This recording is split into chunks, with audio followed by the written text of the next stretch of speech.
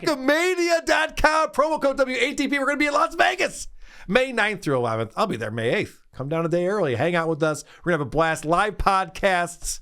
Maybe Nick or Kato will be there. We don't know. But come down. Check out Hackmania.com for more information. Who are these podcasts? WATP. I want to give a shout out to Stuttering Sex Pest on YouTube.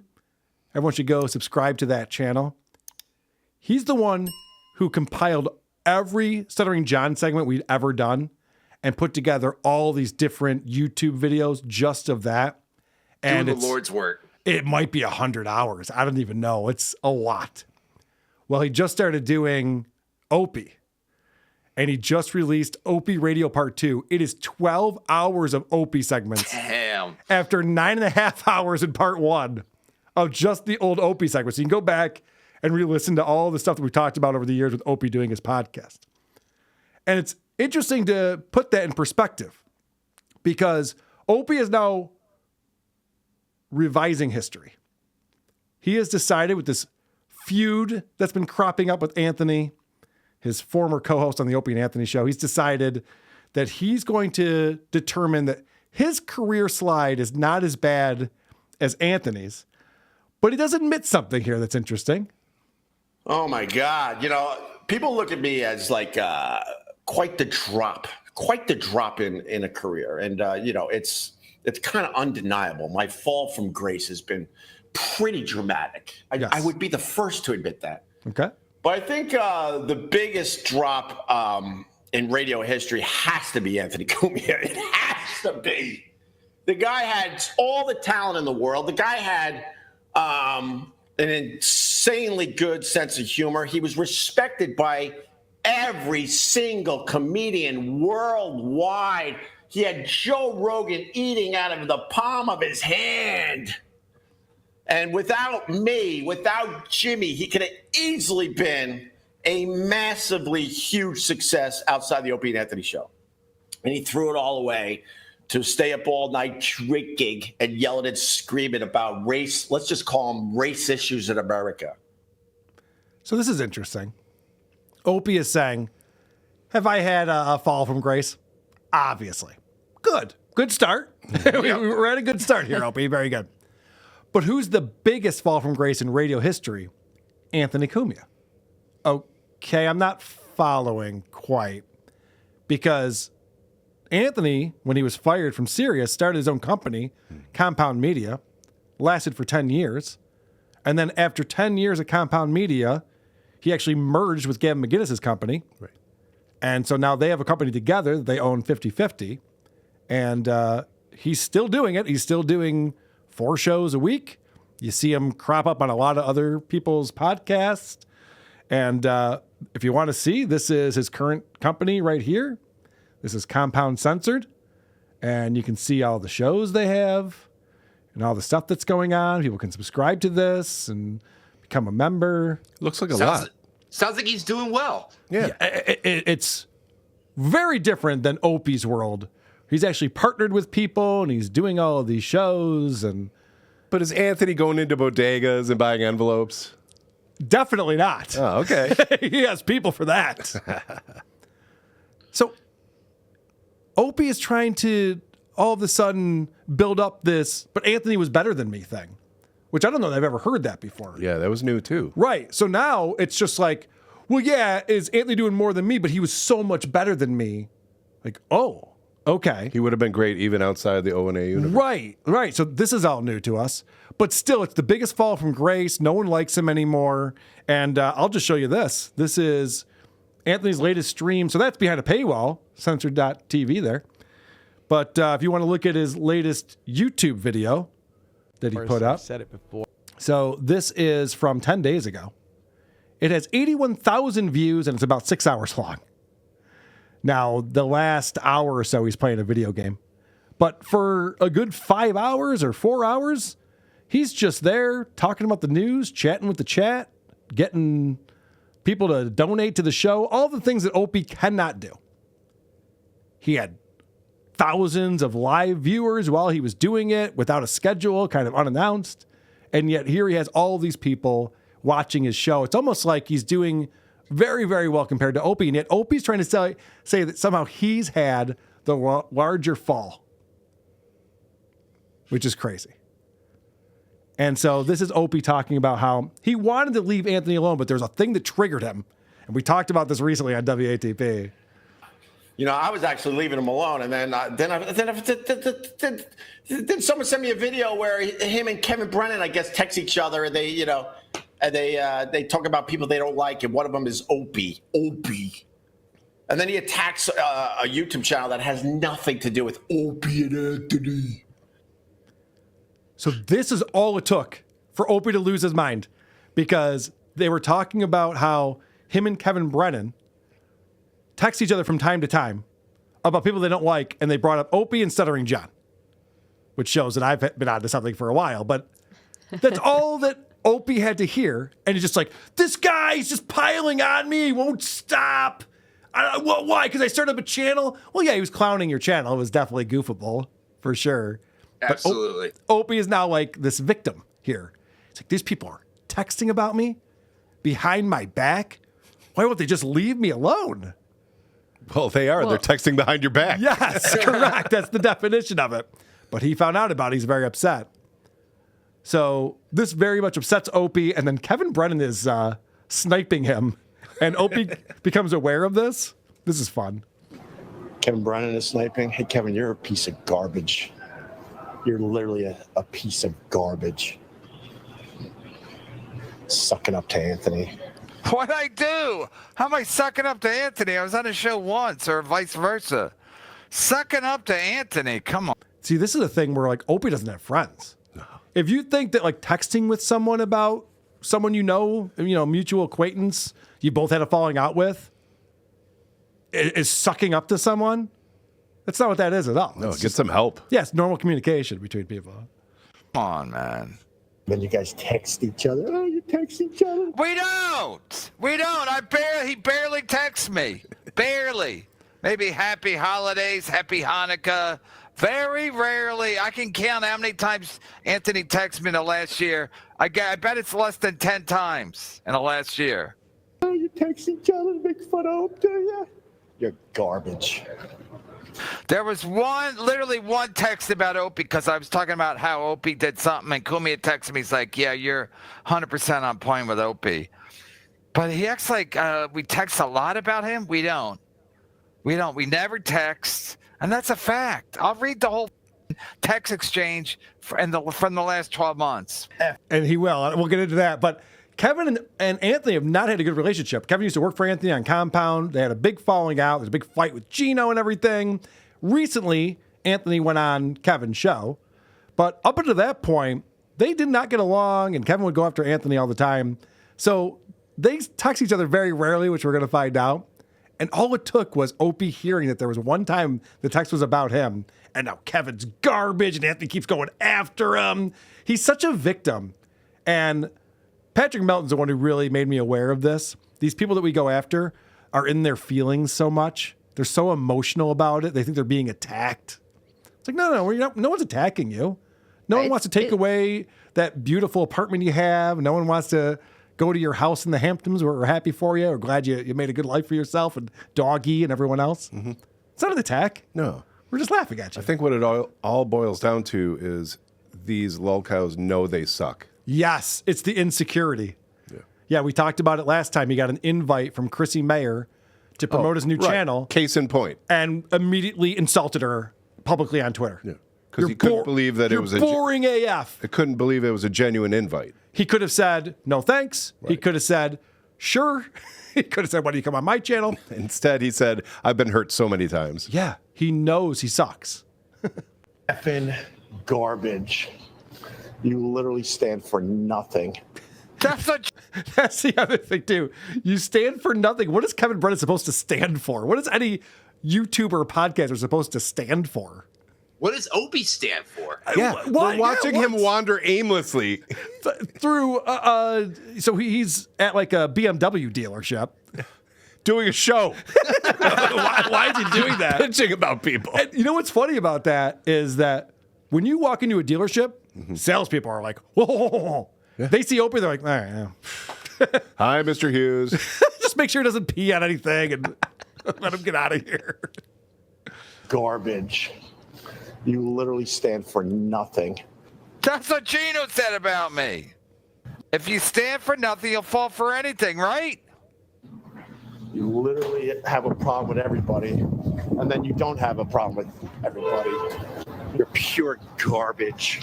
At least we have a title. Pure garbage. Pure garbage. That's me. You got it. That sports car was $165,000, huh? Yeah, I made that last year, Opie. Just YouTube alone. I don't even need Patreon for that. YouTube alone. Holy crap. January 1, 2024. January 1, 2024. Okay, so he's going through his text now that he had, and Kevin's another one of these guys who can't help but brag about how much money he makes when he doesn't make that much money. It's all about the money. Like, he's in show business. He's like, I made $165,000 last year. It's like, okay, how much did your brother make? 10x? 20x? Like, you're in show business. You should be making decent money. And also, if a car costs $165 and that's how much you made in a year, you can't afford that car. That's not how that works. So, calm down over there, Kevin. So now he's going to go through all of his texts with Anthony Cumia. This is fun. At 12:06 a.m., he's texted me, Happy New Year. I texted him back about Carl and his wife. He texts back, you're so mean. So should I be outraged right now? What? He's texting about me over there, my wife? What the fuck? All this behind your back, Carl. Behind my back, I didn't even know. Emergency episode. What the fuck? I mean, honestly, this is the way Opie is reacting to this news. Yes. Still reacting. Yes. Then I text another thing of him and Carl's wife. Multiple texts about me and my wife. Where she's wearing the shorts at the event, and Kumia's in the picture. I guess that was in Orlando. I said mean things. Then the next text. What mean things, though? I want to know. He said them on his show before, Brandon. We can probably figure it out. He's not a fan of me or my wife, it turns out. Let me scrub ahead a little bit because then he wastes some time. Let's get into these text messages. Oh, he's talking about Ray DeVito talking about Opie. He's a Hall of Famer. And then I said to Ray, shut the fuck up, Ray. And then Kumia said he was laughing his balls off at that. And then we texted a couple of things about Opie, and then that was it. And then so 1, 2, 3 texts about Opie. That was the only thing. September 17th, that was the only exchange about Opie. He sent 3 texts, and I sent 3 back. Then Monday, September 30th, I said, what's your email? That was when he lost his internet because of the... Right. So I basically said, come and do my show. And he's like, he goes, I don't want to do it. So then I was on November 12th. I think he tweeted something about Sarah Silverman when she called me a white nationalist, and I said something about her, and then I said thanks for help me out. It's fun. And then Happy Thanksgiving on Thanksgiving. It's appropriate. And then Christmas. So it's literally the holidays, and we have one exchange about Opie. That's it. I mean, that's it. I mean, I go to court. It's like it's just okay. Did someone send me a video where him and Kevin Brennan, I guess, text each other, and they talk about people they don't like, and one of them is Opie. We had one exchange. One exchange about Opie, one exchange about Sarah Silverman. He's so sensitive, this Opie. Like this really triggered him. He's talked about it on multiple shows now. Do you think it would have hurt happened. less if they said this stuff on like a show instead of just being through a text message? Yeah, well, that's a good point too, because the only reason why it came up is because Ray DeVito said something nice about Opie that Kevin shut down immediately, because that's what Kevin does to Ray DeVito. And so Anthony's just like, nice. It's all it was. Like, do you want him to be trashing you on the show? I mean, that happens too. Sure. And if they were complimenting him, he wouldn't believe it anyways, so. Right. You can't win. Nor would we, but. You can't win with this guy. So It's this is interesting to hear him play the victim immediately after sort of admitting that Anthony was better than him. Oh, it gets more than sort of. Check this out, Lucy, where it turns out that Anthony was destined to be a huge star. Don't forget, Anthony could have been a giant in the broadcast industry outside the Opie and Anthony Show, and he failed miserably. His company failed miserably as well. So this is just revisionist history right here. Yeah. First off, Opie a few years ago would never have said that Anthony should have been a giant in broadcasting. He hated the guy. And now he's saying his company failed miserably? How can you say that about a company that lasted for 10 years and then merged and is still going? I don't understand what he means by that. Like, Opie has failed. Yeah, he still owns it, right? Yeah. He's still a half owner. That's why he merged. Opie has failed miserably. Like, those are the right words to use to talk about Opie's career. He went from getting fired for taking a photo of a coworker shitting to getting picked up by Westwood One in the worst hire of Westwood One's history, was a podcaster for 9 months there, and has been flailing ever since. This is what he's been doing ever since then. And so a chatter comes on, not a super chatter, just a free chatter, and Opie reads this to his credit. You're not honest. You're a spineless hack who's too stubborn to fade into irrelevance, even though you've been there for years. Ryan, what are you talking about? I'm not trying to tell people what level this is. This is all I know. Been doing this a really long time. What am I not being honest about? I'll explain it to you, Opie. You're not being honest about the fact that Anthony has failed worse than you since leaving Sirius. It's not true. It's not even close to true. It is the opposite of true. You're not being honest with yourself, which might be the problem. You're not coming to grips with how much of a miserable failure you are. And you're also trying to exaggerate that Anthony has nothing going on when he's made millions of dollars since leaving Sirius. That seems pretty good to me. Opie's made a few nickels. And Anthony's made millions of dollars. And he's trying to say that Anthony's failed more miserably. That's why people recognize you're not being honest. That's why a chatter will say that. Like, come on, man. Like, this is a supporter, too. This is the guy who's watching. He's like, Opie, I get it. But can we be honest about this? This is not what's really going on. And so he goes on to say some wild shit here. When I talk about Anthony blowing it, and throwing it all away when he could have probably been where Joe Rogan is, I also got to acknowledge that we threw it away as a radio show. Opie has no idea what Joe Rogan is. He proves it every time he brings him up. He could have been as big as Joe Rogan. You have no understanding of why Joe Rogan is as big as he is.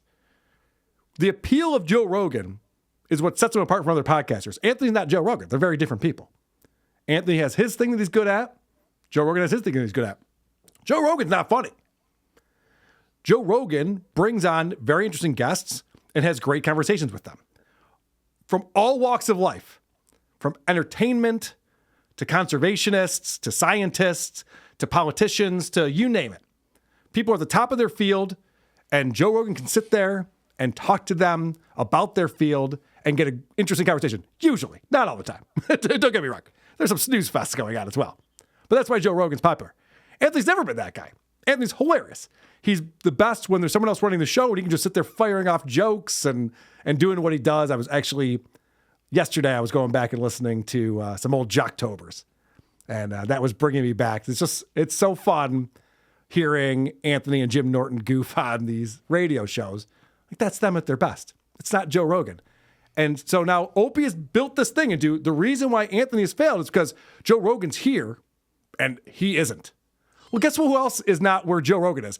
Every other podcaster in the world, you asshole. What a fucking weird thing to be like, well, he's not Joe Rogan, so he obviously failed. Okay. Is that where we're holding Anthony now? Is that the company he should be in? That's what you're saying? It's not honest. He's not being honest with himself. I don't think he even realizes how stupid that is. Because, again, he said once, if he tried, he'd be bigger than Joe Rogan or as big as Joe Rogan. Opie said that. Opie, a guy who has no interest in anything. Joe Rogan's guilty of being interested in too many things. He'll have a conversation with, like, Adam Curry from No Agenda, who I love, and he'll start talking about MMA. Adam Curry doesn't know anything about MMA, but Joe's very passionate about it, so it gets brought up quite a bit, you know? And so that's the only thing he's guilty of is caring about too many things. Whereas Opie's into nothing. He can't have a compelling conversation with someone. Yeah, I'd be but as big who as goes Joe to Rogan. Gebhardt's the most? He can't even talk about beer. I don't know who I was talking to about this. I think it was on this show recently. So he finally started up a new show that was about drinking beer with his buddy at Gebhardt's. And he doesn't even know anything about beer. He doesn't even want to know. He doesn't even care. He's just like, oh, it tastes like pineapples. Good stuff. Yeah, his take was like, that's pretty good. Right. I'm going to drink it out of a shoe now. Oh, God, drinking the beer out of the shoe. So outrageous. So shocking. So B. Dabbler is catching this live, our buddy Al Harible, and he's chatting with Opie. Speaking of working for pennies, you have a $2 super sticker. Ooh, thank you, B. Dabbler Network. B. Dabbler, I thought, I don't know, I thought you, I'm going to be honest with you, B. Dabbler. I thought we were cool. I've seen your stuff here and there. I thought you were cool. Are we cool or are we not cool? Not saying we have to be friends. Not saying you have to be a huge supporter of mine. I just want to know, are we cool? Opie doesn't even know that B. Dabbler used to go on his show regularly. He's so out of it.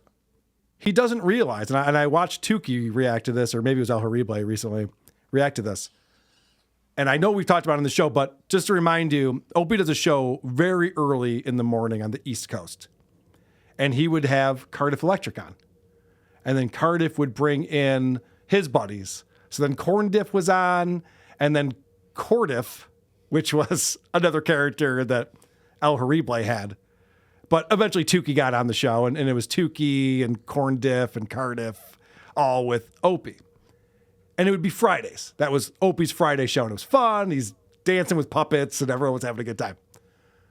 But our buddy Al Harible, Tukey, lives in Colorado. So he'd have to get up like 3:30 a.m. to get ready for this link to go on Opie's show. And Opie wouldn't tell them whether he was going to send them the link or not. He just would stop sending the link. And they had to guess whether they're going to send the link or not. It was a total dick move by Opie, just expecting them to be like, well, they need me more than I need them. They don't. They're doing way better than you in broadcasting now. By the way, you can see them at Hackamania, hackamania.com. Use the promo code WATP for 10% off your tickets. So Opie's big timing these people, and I appreciate El Harible giving it to him. Your tweet has 106 likes. Anthony's reply to that tweet has 5,000 likes. Explain, go. No, I don't compete with Anthony. I admitted, like, after Opie and Anthony, I took a giant step away from the whole business in general. I found my own lane that makes sense for me. He's the guy that's trying to be massively successful to this day. And like I said earlier, man, he had it all. All he had to do was tamp down the racist crap. You know, I will easily admit to you that Anthony was the funniest guy I met in my life. This is interesting. What Opie is doing now is he's complimenting Anthony in order to insult him. Oh my gosh, Anthony is still trying to be super successful. Right. That really stuck out. But he is successful though. Yes. But he's trying to be even more successful and he's not. Okay. And I'm not trying. And I'm not trying at all. That's why I have 106 likes. He has 5,000. Yeah. It's like, yeah, but you're Opie and Anthony. You came from the exact same show. You have failed miserably. You're still doing this. It's not like you want to be a bus driver. It's hard not to compare the two of you. Right, yes. If he was David Lee Roth and he was an EMT in New York City now, you'd be like, cool, he's doing something else. Good for him. He went to Japan to learn Taekwondo. Like, neat. Yeah. That's not what he's doing. He's still broadcasting every morning. Or trying to. So props to El Harible for pointing that out. And then this is my last clip on here. He's such an asshole. Oh, B. Dabbler. There's no way waking up at 5 a.m. to 30 people makes you happy. Tell us how that joke won't let you leave NYC. Tell us how that joke won't let you leave NYC. I don't know. B. Dabbler. I thought we were friends. All right, let me get rid of the B. Dabbler. Bye, B. Dabbler. I thought we were friends. First of all, I could take a picture. It says 719 people. Is that what we're arguing about? Oh no, Opie, that's the wrong answer to this. Okay, let's see what he says. So my live stream right now, as I speak, I got 719 people. That is Twitter, YouTube, and Facebook, and I literally get like 2 people on Twitch too. I think it's up to 2 people. I got 2 followers on Twitch. So I that's what I hate about all this is the dishonesty. What is my number on YouTube really bad? Yes. Yes, it is. And just so you know, and I'm talking to other content creators, maybe you guys can vouch for me here. Twitter numbers are bullshit. Yeah. If anyone scrolls through and sees your name, it counts as a viewer. The viewers never go away. Whatever their method is, it's a lie. It's wrong. Those numbers are not real at all. And I remember when Elon took over and they started like really encouraging people to use the platform for streaming video, and people got really excited, like, holy shit, Twitter's the place to stream. I'm getting all of these people. And then it's like, oh, but there's no engagement and no one actually says that they've seen the show, and it's all fake. So the fact that Opie goes from, yeah, you're getting up at 5 a.m. for 30 people, and Opie's going, no, there's 700. Even if that's the case, which it's not. Weird argument. I'm not even trying to have 700 people. Yeah, it shows. It shows you're not even trying. Who are these podcasts?